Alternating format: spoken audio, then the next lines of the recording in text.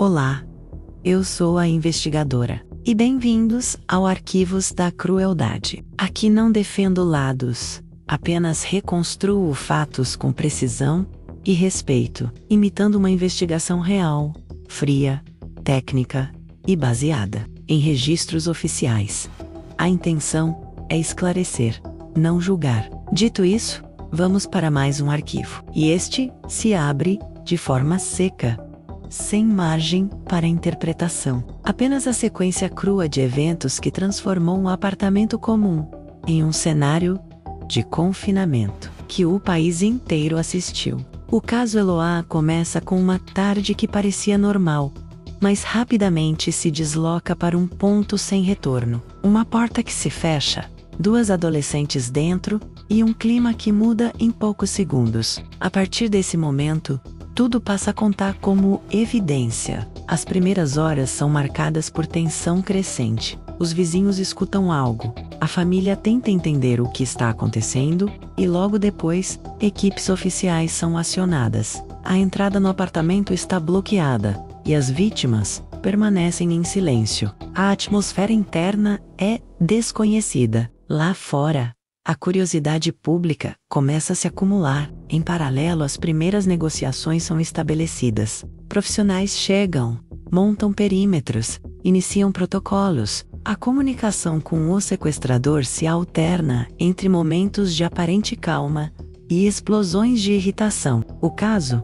que deveria ser restrito a poucos agentes treinados, começa a se transformar em transmissão aberta. A cada nova entrevista, a pressão dentro do ambiente confinado se altera, como se cada palavra dita fora ecoasse de volta para dentro. O dia 2 traz uma rotina tensa, feita de esperas, ordens curtas e janelas fechadas. Momentos de silêncio interrompem tentativas de diálogo. A mídia já está completamente envolvida, e qualquer variação no tom da negociação vira manchete. Esse fluxo constante cria um ciclo de estímulo e reação, que mexe diretamente com o estado emocional dos envolvidos. Como já perceberam, a nossa intenção é analisar os fatos dos casos que você já conhece, mas com um olhar mais psicológico e investigativo. E se você chegou até esse ponto da nossa investigação e é novo por aqui, curta o vídeo, inscreva-se no canal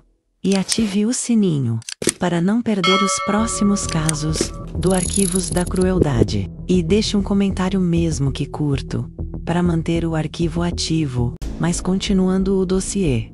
Na linha do tempo deste caso, horas que se repetem, decisões que se acumulam, tentativas de aproximação que não evoluem, comportamentos começam a seguir padrões previsíveis, outros, não. E é exatamente entre esses padrões e essas rupturas que o caso ganha complexidade. Cada repetição cria um mapa, cada quebra cria um alerta. O primeiro estágio do nosso dossiê impulsiona mais perguntas do que respostas, e com a certeza de que a situação já havia transbordado o limite seguro. Agora vamos tratar dos movimentos, sejam eles pequenos, calculados ou impulsivos, pois estes são gestos observados pelas câmeras e relatados pelas equipes, que revelam a dinâmica interna do caso. O sequestrador apresenta padrões.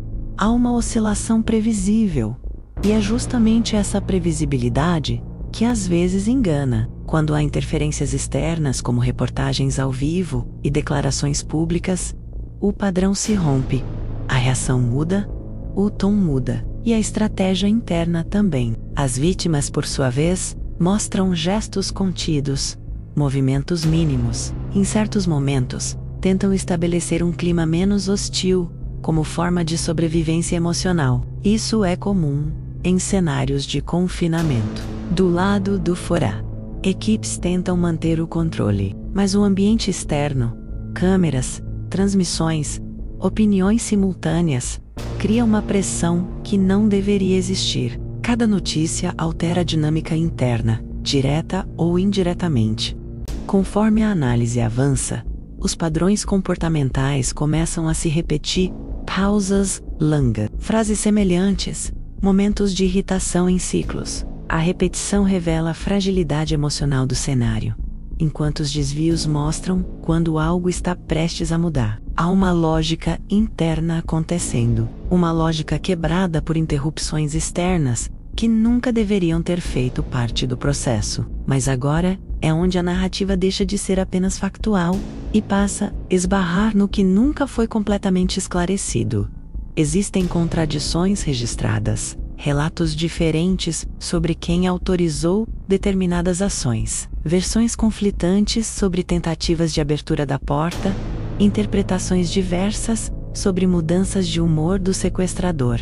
Alguns detalhes se alteram ao longo dos anos, não por má fé, mas porque memória, trauma e pressão criam distorções naturais. Há também momentos que nunca tiveram confirmação cruzada, informações repetidas pela imprensa que não apareceram nos documentos oficiais, sinais internos relatados por vizinhos, mas sem validação posterior, sons, ruídos, objetos deslocados, peças do quebra-cabeça que ficaram soltas. Ao revisar o material, surgem lacunas claras, horários que não fecham com outros depoimentos, detalhes do ambiente que jamais foram explicados, percepções diferentes entre profissionais, pequenas falhas que juntas formam o tipo de opacidade que torna um caso complexo ainda mais nebuloso. Também existem vestígios ignorados, pequenas alterações na fala do sequestrador nos momentos que antecederam ações decisivas,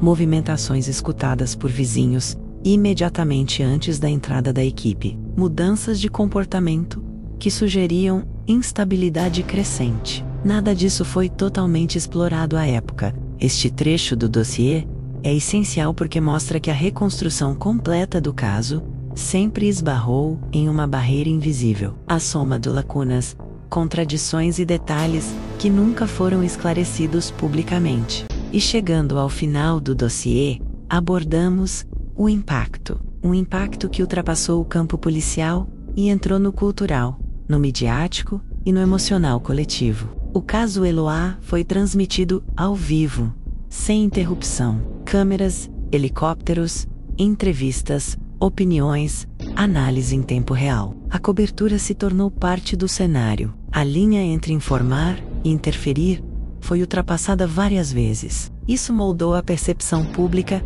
e influenciou, direta ou indiretamente, o clima dentro do apartamento. O desfecho transformou o caso em referência obrigatória, quando se discute negociações longas, exposição de vítimas e limites éticos da mídia. Ele também abriu debates sobre protocolos, sobre pressão externa e sobre o impacto psicológico de transmissões contínuas em situações de crise. O caso se tornou símbolo, uma lembrança coletiva do que acontece quando emoção, transmissão ao vivo e decisões táticas se misturam. A imagem ficou, e o desconforto também.